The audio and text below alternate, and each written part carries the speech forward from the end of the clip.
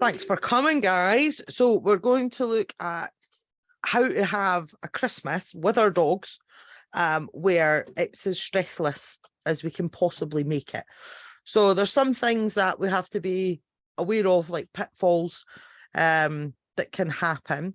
So we're going to look at deck the halls. So all about decoration wise, how to keep everybody safe and things intact so they don't ruin our decorations and stuff. Have a look at all the festive foods, what's safe for our dogs, what's not safe for the dogs, how we can stop emergency vet visits and things like that. And then Ice to Meet You is about whether you've got visitors coming to you or you're visiting other people, how you can make it nice and easy for the dog so that you're not stressed and the dog's not going to embarrass you with their behavior, anything like that. So first thing we'll look at is the all-important decorations, because it's usually about the time we put them up. Some of you might be like, keen beans, and I've got them up already. I don't know. So we need to think about tree selection now we have a dog. Are we going to go for a real tree or a fake tree? If you're going for a real tree and you have an adolescent dog whose hormones are a bit all over the place, you may possibly be just bringing an indoor toilet from the outside. So your dog might love it if you bring in a real tree because they're like, oh, thanks for bringing the bathroom inside. I love it. Some of them won't care a jot, and it's absolutely fine. Do be careful if you're choosing a real tree for all the needles dropping and things, because one, you don't want them jagging into the dog's foot, and you don't want the dog trying to pull at the actual tree itself, trying to get the actual branches off it and things like that. Obviously a fake tree, it's a little bit easier. Just comes in a nice handy box, doesn't it? And you could just take it out, put it up, break it all down, and it goes away again. So that choice is up to you depending on your dog, the type of dog you've got, what age and stage they're at. Then we've got to think about, do we go for a big tree or do we go for a small tree this year? So, you know, some of you, this might be you and your dog's very, very first Christmas. So you might be thinking that you don't know how they're going to react with the tree. Some of you, this is your second time around. So you know what your dog's going to do about the tree. If you're unsure, sometimes a smaller tree is an easier option because you can put your tree on something. So you can put it on a table and protect it from the dog. Because depending on the age and stage your dog's at, they'll want to investigate it. You know, they might want to start pulling at the bottom of it. They might want to start climbing up on it. We're obviously going to decorate the tree. So there's lots and lots of things there that are going to get the dog's attention that they don't normally see. And they could be like, wow, what are all these shiny baubles? Or what is, oh, look at the shape of that one. I think I could pull that one down. So maybe this time round, a smaller tree than you would normally choose might be an easier option to protect it from the dog. If you want to, you know, full on big tree, because you absolutely love Christmas and that's what you want to do, then we've got to think about how can we safeguard it, the tree and all the decorations against the dog getting to it. So we got to think about our control and management once again. So remember, when we talk about control and management, we're looking at setting up the environment so the dog doesn't get to do stuff that we'd rather they didn't do. So in our case, thinking about the tree, we don't want the dog peeing on it. We don't want the dog trying to rip at it or trying to climb on it or trying to grab the ornaments and tinsel and things that might be on it. So if we have a big tree, we might think about using a puppy pen that the sides can come out individually. So you effectively put a puppy pen around the base of the tree to stop the dog getting in.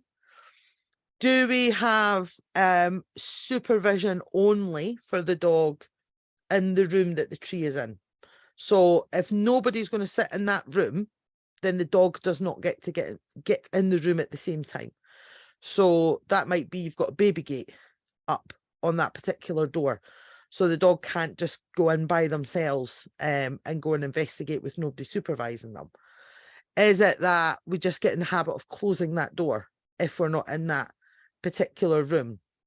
But those are easy ways when we've got a big tree to kind of make sure the dog can't access it. Again, a smaller tree is slightly easier because you can put it on something and we can raise the height of it out of the dog's way. Then we've got to think how we decorate the tree.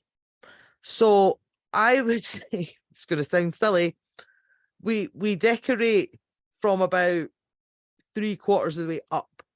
You may be looking at leaving the bottom of the tree naked. So anything that's going to be your dog's height, if we've not suitably popped barriers in there so the dog cannot reach it, then safety wise, it makes sense. Don't hang things that you don't want the dog to chew or to pull off or to start investigating. So you may want to forego putting maybe like some people hang chocolates or popcorn and things like that on their trees. You might want to forego that this year, or those items are way near the top of the tree where it's unlikely that the dog's actually going to get it. It might be that you don't put on as much tinsel. Tinsel on dogs, I'm not going to lie, is a bit of a nightmare. So you might not put as much of that. You might not use the fake snow, you know, like the cotton wool stuff.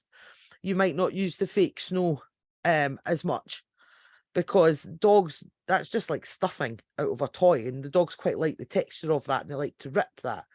So you may not want to decorate the bottom of your tree with that. And again, a lot of this depends on the age and stage of your dog. So if you have a young puppy under, I don't know, sort of 7, 8 months, they've not had a lot of time to learn any boundaries and rules yet about what you deem acceptable or not. They're very inquisitive when they're sort of those young ages, and you're probably still getting to know your dog because you won't have had them that long. If you got them as a 8-week-old puppy, you've only had them a few months, so you might not be sure what's going to catch their eye and what they're going to want to grab. Versus if your dog is sort of 9, 10, 11, 12, 18 months, so anywhere sort of, we'll say 8 months to 2 years old, they are right in the teenage stage. So they can potentially still be quite naughty and a bit cheeky, pushing the boundaries. And this will potentially still be your first Christmas, depending if you got them beginning of the year, but you might be going into the second Christmas with them. You maybe know them a bit better. They understand a few more cues and how they're supposed to behave. You might be able to put more decorations on than you think. Those of us with dogs that are 3, 4, 5, 6 years old shouldn't hopefully be too much of an issue. Hopefully we've done enough training that the dogs know to leave these things alone, and you definitely know that they're going to leave stuff alone. Then we're going to think about other decorations throughout the house. So, you know, are we a big fan of putting lights on things? You know, good old fairy lights and stuff. Are you a fan of putting a lot of tinsel? So tinsel up your stairs, up the banister and stuff, or where you're going to hang your cards. Are they going to be, excuse me, in jumping distance of the dog? So whenever you're putting out the extra decorations, look at it from dog height. So get on your hands and knees and have a look to see what your dog sees. So is it potentially right in their eye line? Is it actually above them, but could it be a trip hazard if they're walking and they don't necessarily see the really thin cord of the lights?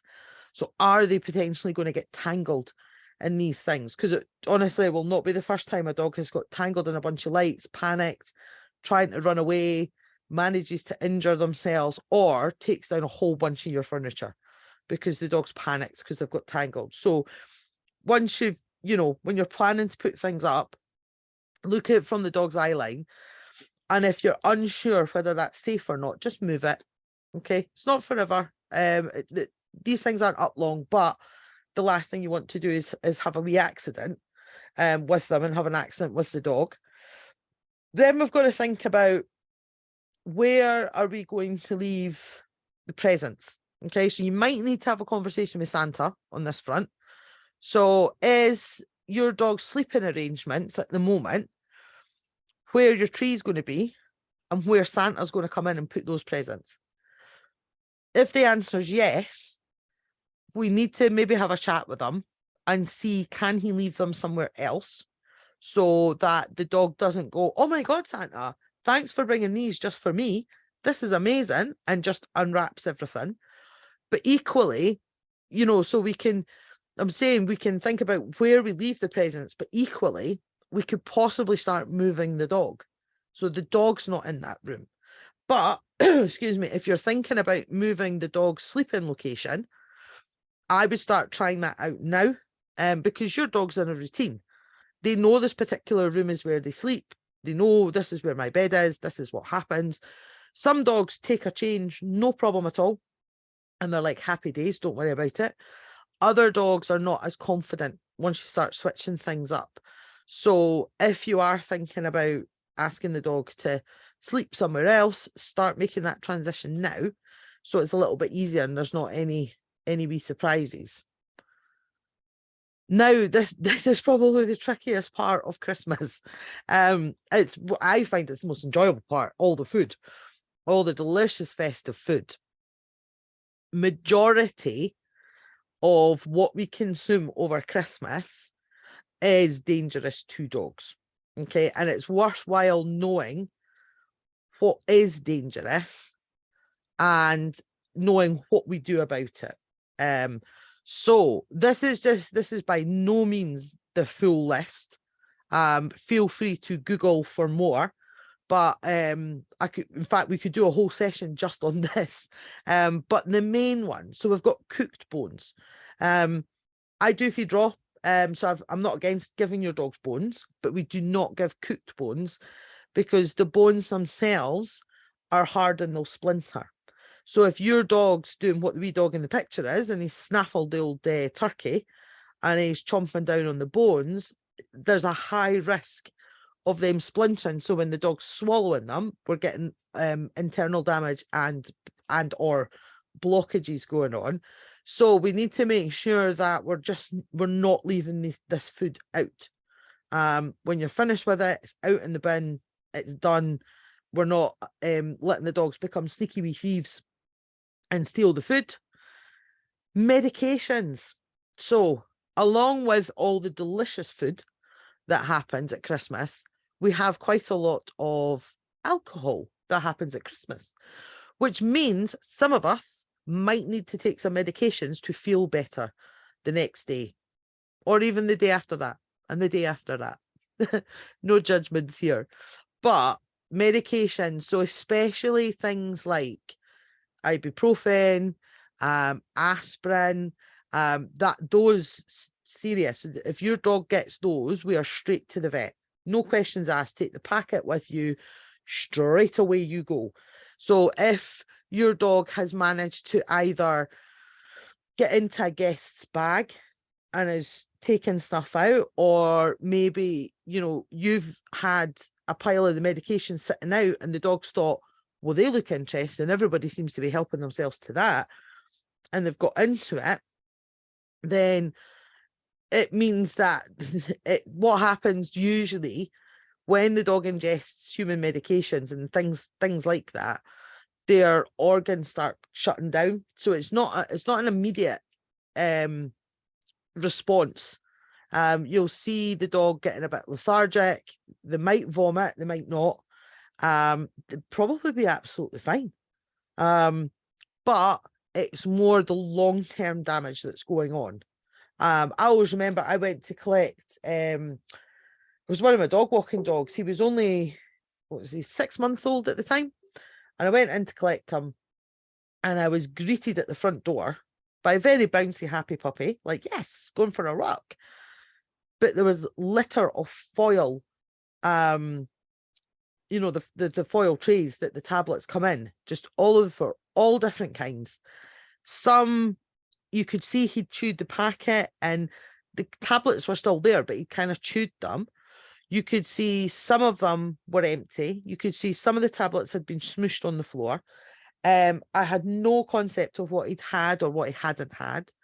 So I've immediately phoned the owner, let them know what's happened, and they don't know what was there exactly. So we've no solid evidence to say what he'd eaten and what he hadn't eaten. There was a variety of medication. So there was everything from ibuprofen to aspirin to paracetamol. There was things like strepsils in there. He'd basically got into the medicine cabinet is what he'd done.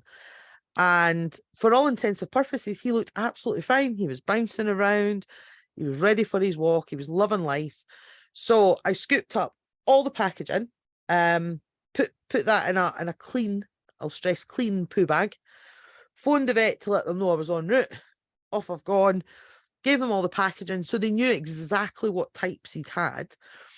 He was given an injection to make him sick, which happened in about 30 seconds.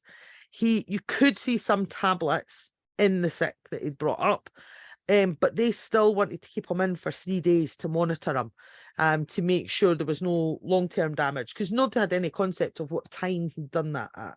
Had he done that just 5 minutes before I walked in the door, or had he done that an hour, 2 hours beforehand? Nobody knows. So luckily, he got a clean bill of health, no long-term damage, absolutely fine. But if I just took how he looked absolutely fine. There's nothing wrong with him at all. But so don't mess around if you think they've got any medications. The same's going to apply for grapes, sultanas, raisins. So any of that kind of family. So if we're thinking about sultanas, raisins, we're now thinking Christmas cake. You know, we're now thinking mince pies. Recently, that whole family of foods have been seen to cause a dog's liver and kidneys to start shutting down. And it doesn't take a lot for this to happen. So even if those of you with very young puppies, so if your puppy's only about under 4 months or whatever, a grape, a raisin, I'd be straight to the vet.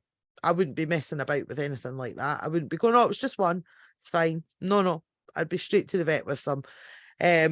Because again, it's one of these, if you wait until you are seeing signs the dog is ill, it's not reversible. We can't fix the dog after that. It's too far gone. So you're better playing it safe than sorry, and getting them to the vet. The same with alcohol. Alcohol's not good.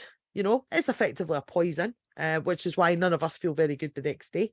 It's going to be even worse for the dog. So if you've caught your dog slurping out a guest's glass, you've got to be careful with that one. Chocolate, I think most of us will be aware chocolate is bad news. Chocolate can effectively give them cardiac arrest. It speeds up the heart. Dark chocolate and cooking chocolate is your worst offenders.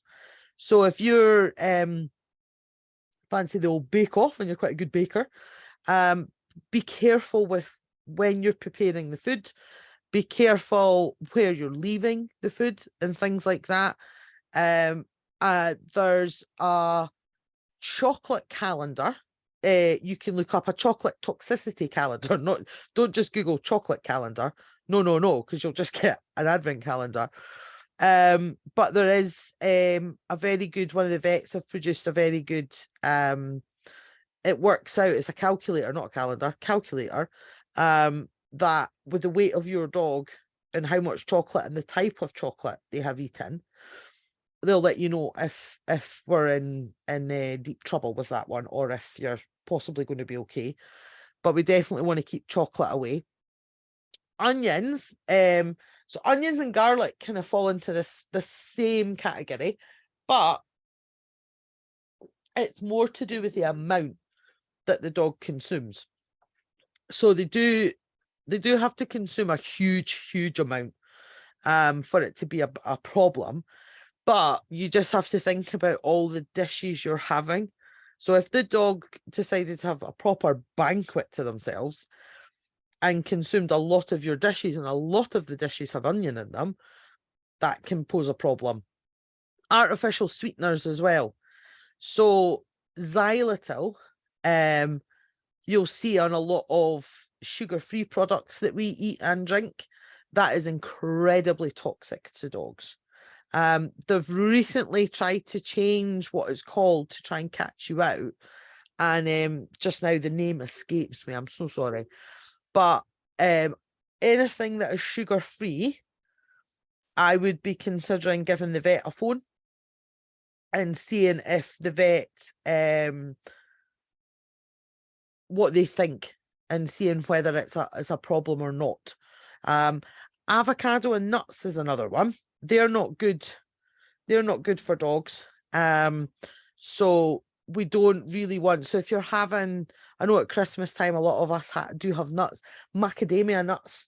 They seem to be an issue at the moment and stuff. So macadamia nuts, you got to be careful with. But I wouldn't really want my dog consuming any nuts. And avocado is not good for them either. So if we're trying to be healthy or maybe a bit jazzy with some of our dishes, we have to be careful. Now, we've mentioned obviously what's bad, but then how can we stop it being a problem?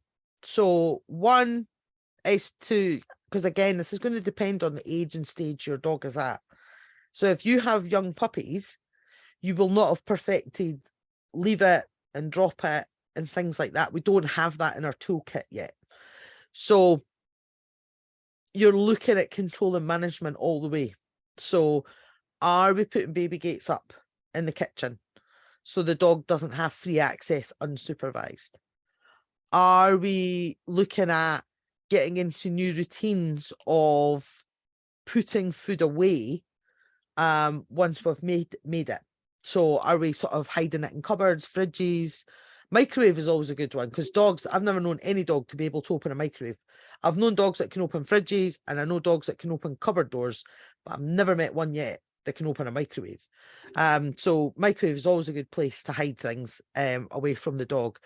But do you just start prepping yourself to get in the habit now of putting things physically away so the dog can't just jump up onto countertops and pull food down and things like that? If your dog's a bit older and you've been really working on your training and things, leave it. It's a prime one right now. And for those of you that have done the courses with us, you know how to teach a leave it. So you might just have to revise that if it's got a bit slack.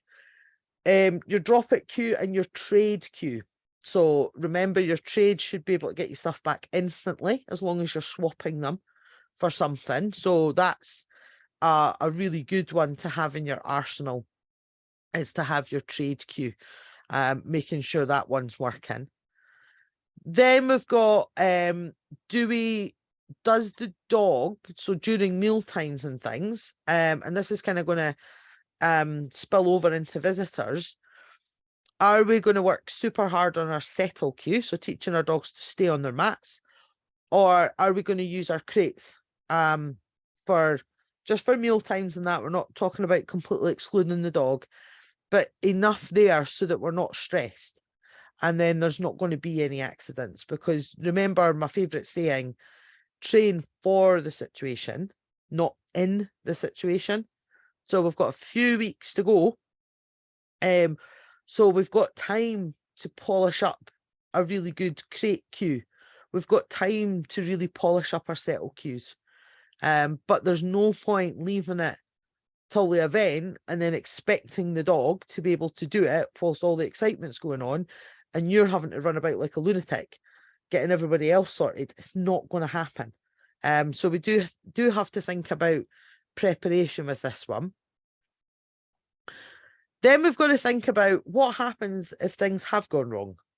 So if our dog has consumed something that is not good for them, or say they've got tangled in that tinsel and they've injured themselves, what do we do? So it's always good practice to know what your vet's out of hours policy is. So a lot of us just naturally assume that you take your dog to your vet that you go to all the time. Not many vets have out of hours. They don't have staff there 24/7. Some do and some don't. So it's worthwhile phoning or emailing and checking what is the protocol, because there's nothing worse than if you're in a panic and your dog's in dire straits, you're totally flustered, and you just assume you're going to the place that you know, and you know how to get there, and you know how long it takes you, and then suddenly you're told you're about to go across town, and it's got to be in the middle of Edinburgh or something, and that's where your out of hours is, because that can absolutely throw you and just tip you over the edge. So knowing that in advance, that takes away the stress. Knowing your emergency vet's number in advance, because sometimes it's not the normal office phone that you would call. Sometimes it's the mobile number of the vet that is on that evening. Sometimes it's more like a call center where all calls are just put into one place, and then that person will take your details and then tell you where to go.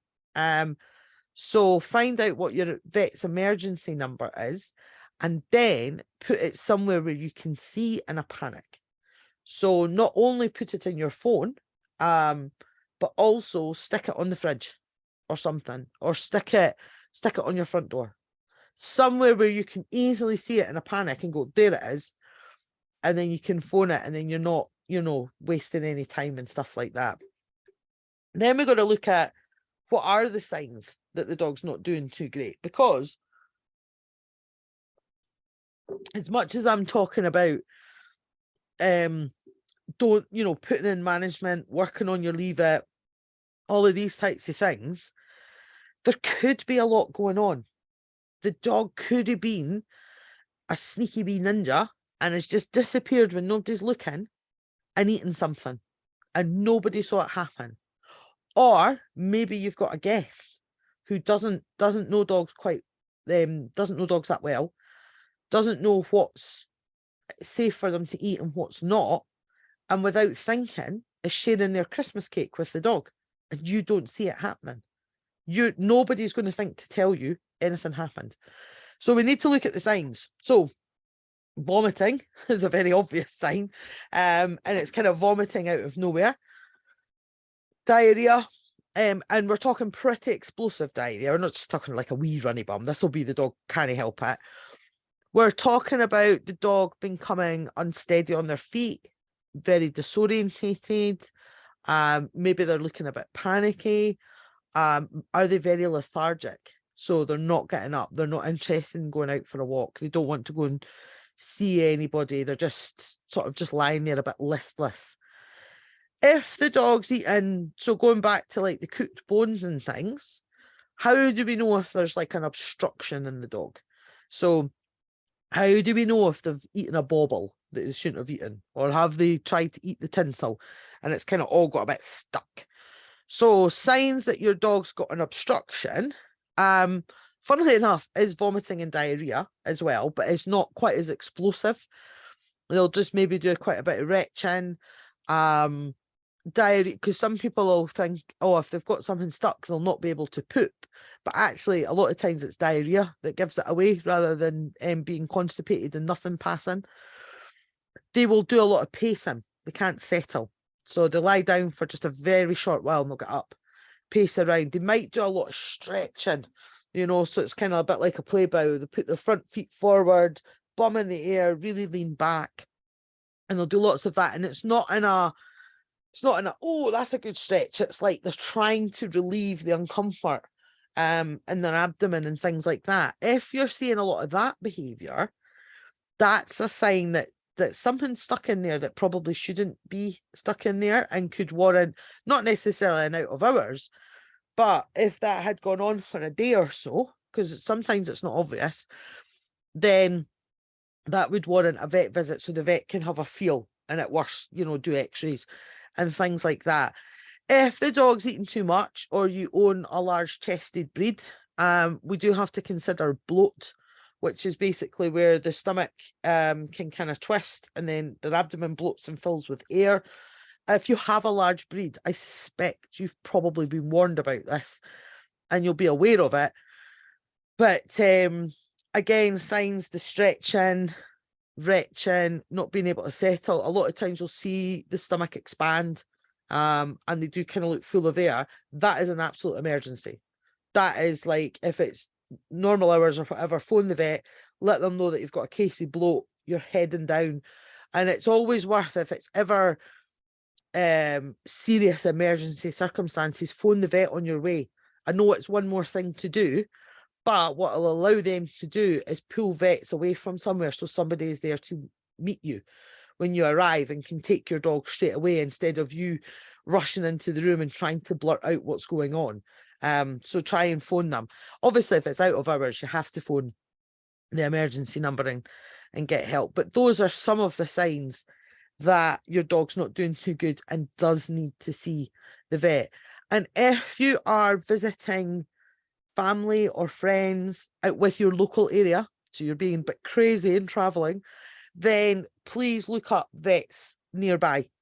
So do a Google search, find out the vets that are close to where you're staying, and make a note of their out of hours policy, make a note of their emergency number, find out, even drop them an email and say, I'm coming for a few days. I just want to know what would happen in an emergency, because obviously you won't be registered with them. So you want to make sure you know that what the plan is, because there's nothing worse than, well, the whole emergency is terrible, but to add on the fact you're not even in your local area is even more terrifying. So make sure you cover all your bases with that one. Now, visitors. Oh my goodness. So this is probably what's stressing everybody out more than the decoration, than the food and Santa coming and things. So when we're thinking about visitors either coming to you or you visiting them, things that are going to help. Get nailing those settle cues. Okay, so again, you've done the courses with us. You know how to teach your dog to go on a mat. It's just a case of practicing it. So the first stages is building the love for being on the mat. So yes, we're going to pair that with food. The dog gets paid heavily for staying there and being on the mat. Then we need to work up to the point where the dog doesn't have constant reinforcement for being on their mat. Because our intention with this is it's a station that our dogs can go and relax on, and they know not to come off of it until you give them your release cue. So you, in theory, will be busy doing things and you're just expecting your dog to stay on that mat. So once you've got to a stage where the dog knows being on the mat is a good thing, knows what their release cue is, then you start building up the duration. So that's the gaps between the rewards. So instead of just firing them every few seconds, you're leaving it longer and longer till eventually you get to the point that usually when I'm like 10 seconds in between any rewards, what I then start to do is release the dog at that point. Instead of feeding the dog on it, I'll release the dog. Make a big fuss of them, tell them they're wonderful, I'll either play with a toy or I'll give them a few treats and I'll ask them to go back on. And then I'll move from 10 seconds up to 11 or 12, release the dog. And we do this over a few repetitions. It's not one after the other. But this is you now starting to say to the dog, you're not always going to get reinforced for being on the mat. The reinforcement is now coming when you come off of the mat. And then you keep building it up from there. So as I say, you've got a few weeks to really work on these settle cues, because they will help not only with guests coming in, but also when you're visiting people. It's something your dog knows, it's familiar. So they're going to feel more comfortable doing things like that. So having really good settle cues. Then we're going to think about exercising them. Okay, so I know that sort of sounded like a ridiculously obvious statement, but everybody will think, oh, I better walk the dog before people come round. But what I want you to do is the type of exercise that is going to benefit you and not make the situation worse. So what a lot of us will do, we'll go, going to make sure that dog runs its legs off. So it's so knackered that when people come round, they'll just be too tired and in their bed. And what that normally looks like to people is we'll have a fast-paced, high-energy walk that the dog spends the whole time running around. So you either go armed with the dreaded chuck it stick. I won't get on my soapbox about that. But, you know, you think, oh, I'll take the ball out and they'll chase the ball. Or you purposely go out so you meet other dogs, so they run around with these other dogs. Or you walk faster and longer than you would normally, so the dog's all amped up. The problem with that is you're just pushing the adrenaline and everything up in the dog. So when they come back, they're absolutely buzzing. They're not ready for sleep yet. What you want to do is a nice, slow, sniffy walk so that the dog is taking in the environment, it's processing loads of scent. A lot of people refer to these as sniffari walks. So going to maybe wooded areas where there are lots of scents and the dog can do lots of exploring. Somewhere where you're thinking more about what the dog is doing rather than the amount of ground you're covering in that walk. And it might mean that you still could take the ball if you want, but you play hide the ball. So if you're going to the woods, do you hide the ball in a tree? Do you hide the ball under leaves? Go get the dog to find it. Because if we do that type of walk, the dog's energy levels will come down. They'll be more relaxed. They'll be more satisfied. But most importantly, the energy level in the dog will be down. So they're not going to get as hyped up with your visitors and things like that. So that is the type of exercise you want to give them rather than a mental. I mean, I'm not talking about, so don't panic if you're out with your dog and they decide to do a few zoomies by themselves, or you bump into a person with one dog, they play chasey for 5 minutes and then you carry on. That's not what I'm talking about. That's not going to really tip them over the edge. I mean walks where you're actively trying to tire them out through physical activities, and that goes on for the duration of the time that you're out. That's going to backfire on you. So don't panic if they have wee zoomies. That's okay. It's if the whole walk is like that. And just depending on the age of your dog, do think about, you know, younger puppies.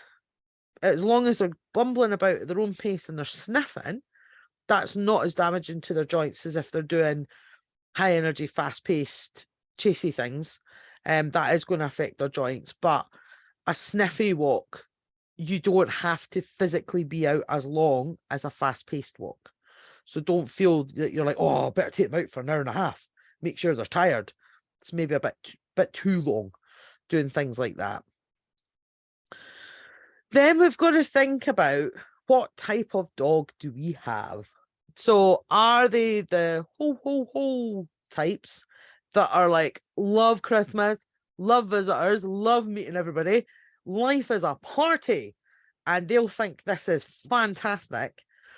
Or have you got the bah humbug, which possibly me, who's like, oh God, people come in, I don't like people, this is horrible. Because depending on your dog's personality type will it's kind of then going to push you to which way you're going to manage it. So the ho types, they'll want to see people. So they'll want to actually have contact with people and they'll think life is amazing. So these dogs are better being allowed access to people, and the chances are they'll calm down quicker. So when we think about the initial, so if we look at the for those of you that are going to be hosting, so those of you that people are going to come round, and bless you, you're going to have millions of work to do. By all means, we can use control and management as people first enter your house. So this could be, yes, the dog is behind the baby gate. Yes, the dog could be in the crate. Yes, the dog could be on a lead. Those are your sort of control and management where the dog's not going to bowl over your Auntie Betty who's 79 and has just had her hip replaced. you know, we don't want that kind of welcome for somebody like that.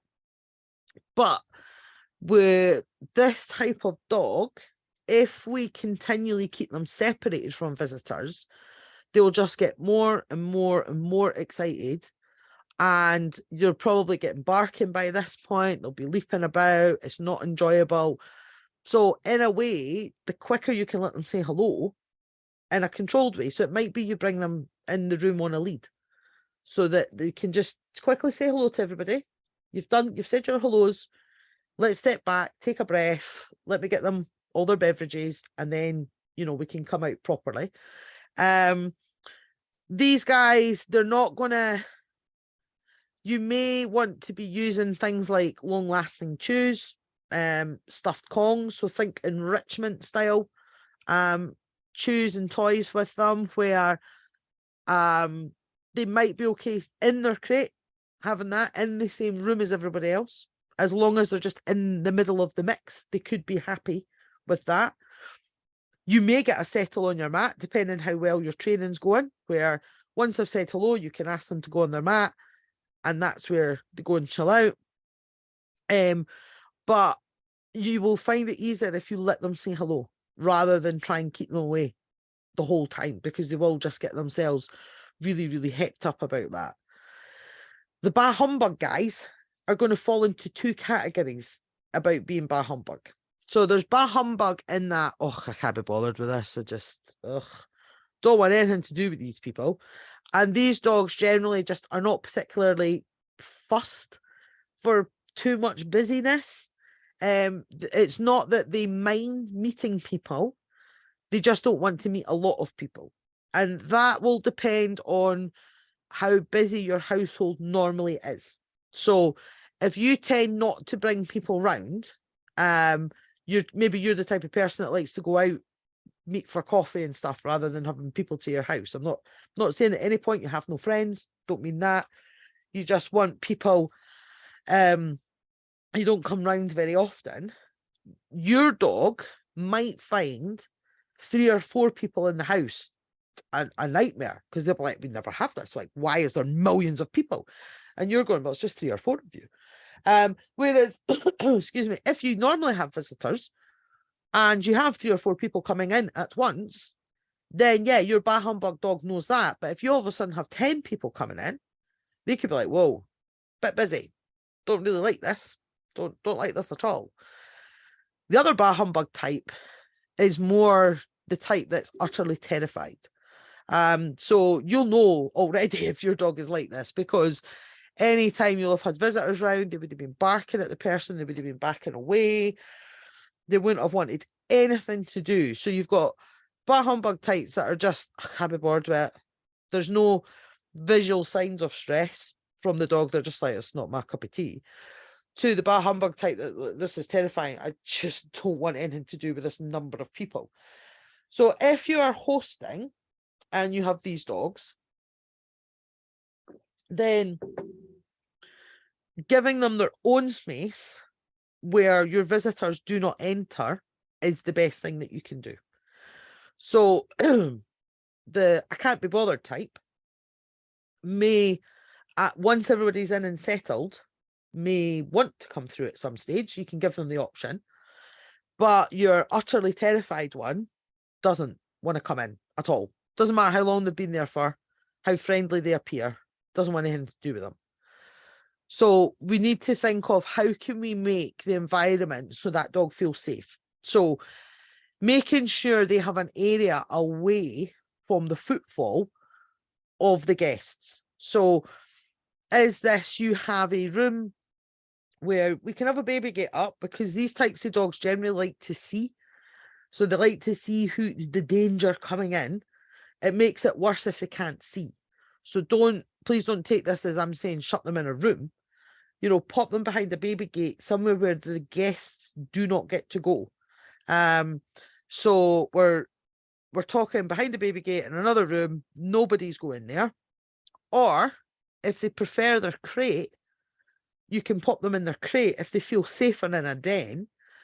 But if your crate normally sits in an area with a lot of footfall, so If it's in the hallway where the front door is, where everybody's going to have to walk past that crate to get into whatever the social room is, that dog's going to hate that because everybody's walking past them and they're just going to be on high alert the whole time.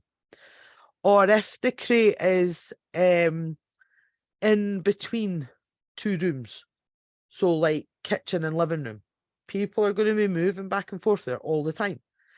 Is it near the back door? Where are people going to be going out for a smoke all the time? Are people going to be going out and drinking there? Again, that's not going to make them happy. So thinking about placing the crate somewhere where the dog could still see, but nobody's going to continually walk past all the time, because that's like super duper stressful with them, or for them, should I say.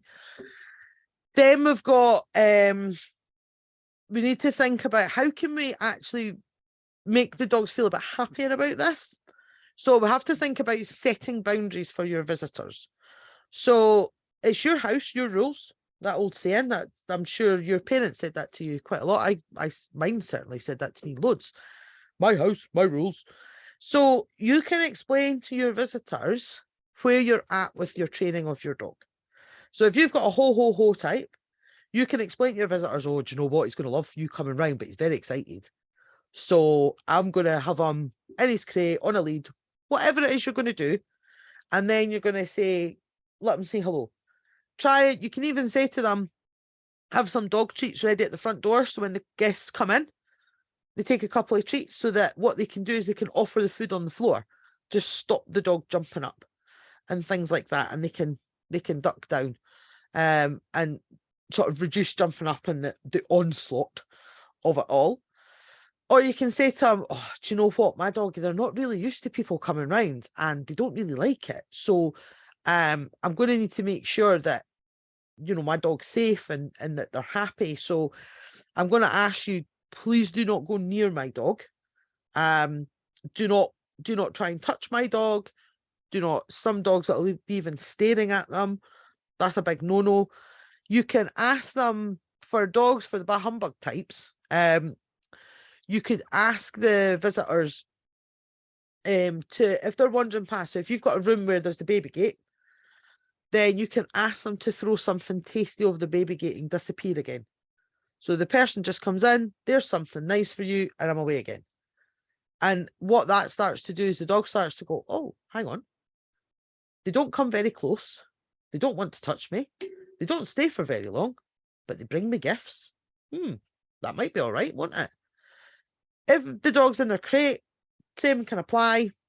You know, they can walk near the crate, throw it over the, like, so it lands through the bars. I was just trying to say over the top there, but over the top through the bars, so it just appears.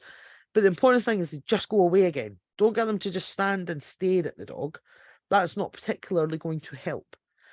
With some of the more fearful dogs, do bear in mind, even though they like their crates, if you find that they're still doing a lot of barking and still getting pretty stressy, they might actually be panicking at feeling confined rather than so much to do with the guest. So sometimes these dogs are better just behind the baby gate in another room. So they've got an entire room and they could get all the way back to the other end of that room and know those people aren't coming towards them and things like that. So do bear that in mind. The other option, if your dog is extremely fearful and worried, I'll be honest with you, it could be a lovely get out of jail card of, I don't think I should host. And you can make other arrangements where there's not visitors coming to your house. Because you're the one that's going to have your dog, hopefully for the next, 10 plus years. And you don't want to mess up their training and their trust in you and how they're getting on by, for like one day, having a whole bunch of people around. So the option, you've got that get out of jail card of, I don't want to do the hosting this time. My dog's not going to cope with it. You can absolutely say that. It's a very valid thing to say. If you are visiting people, this can be a little bit different, a little bit more stressful and stuff like that. So we need to think about taking things that will make the dog feel more comfortable. So I would say if you have a bah humbug dog, you're going to have to think about how are they going to cope in a new environment with new people. Is it people that they've met before? Is it people that you yourself only see once or twice a year? And you don't have much to do with them. So you're then going to kind of double whammy it for the dog of new location and new people. So you have to kind of think, how can I set this up so it's easy as possible? Does that mean you bring your dog's crate? So this part can apply for the ho dogs. If they're totally exuberant and hyper, bring in their crate, they've got something familiar, it smells of them, they know the deal with the crate, but it can be shut. You know, you're not asking somebody to suddenly put baby gates around their house and things like that. If your dog is the bah humbug type, but is more fearful, if the people you're visiting are close by, go and meet them now. Like, set up a couple of meets where you meet and go for a walk so that your dog's got a chance to meet these people outside, so they're nice and relaxed. And they're like, oh, I kind of know you and it wasn't too scary. If the people you're visiting have dogs as well, please just don't assume the dogs will naturally get on okay. Just because both sets of dogs have never been in a fight before, are playing with other dogs outside, that is very different than bringing dogs inside or even in the same garden. That will go totally differently than how they behave on a walk. So if you are going and the people you're visiting have a dog and yours has not met this dog, please do some meet and greets before you go. If it's impossible, because they're like opposite ends of the country or whatever, you really need to go and meet for a walk first. So when you arrive at the place, don't just walk your dog into their garden or into their house. That's not normally received well at all. Message the person, I'm outside, and then get them to come meet you. Go for a walk together. So whether that's round the block or to a local park, go for at least half an hour for the walk so they have time. Don't necessarily let them off lead, you don't have to, but it just gives the dogs time to suss one another out, and then you can bring them back in into the house together, and hopefully it'll be all right. If at any point you do see your dog struggling, then just you can take them for a walk. Just get them out of the situation. So if you've got the overexcitable, oh my god, I love everybody, this is amazing, but you find they're getting high as a kite, take them for a quick sniffy walk. Do you know? And this is a good one if you're just like, oh god, you know, Auntie Betty's off on one, off to walk the dog, bye. Take them out for a walk. Take them on a sniffy walk, let them decompress a wee bit, let them chill out. If you find some of the bah humbug dogs are just struggling with the sheer volume of what's going on, because let's not kid ourselves, if you are hosting, it's stressful, you know, because you're panicking about the state of the house. Is everything going to be ready on time? Have I bought in enough stuff? Is somebody going to say something inappropriate and there'll be a family argument? There's all of those stressors going on in the background, and not just the dog stuff. So your dog will be picking up on what's happening around the last few hours, the last few days in the house. So it can really put them off. So again, take them out for a walk, let them have a breather, let them calm down and relax. You can, the other thing I was going to say was the ho dogs, you can get them to meet visitors outside as well. So you can take the dog out, everybody meets outside, says hello, less pressure, bring them in. This, in fact, for both personality types, some dogs do much better if they can see the person outside and everything's fine, and then they see them come in and do it that way.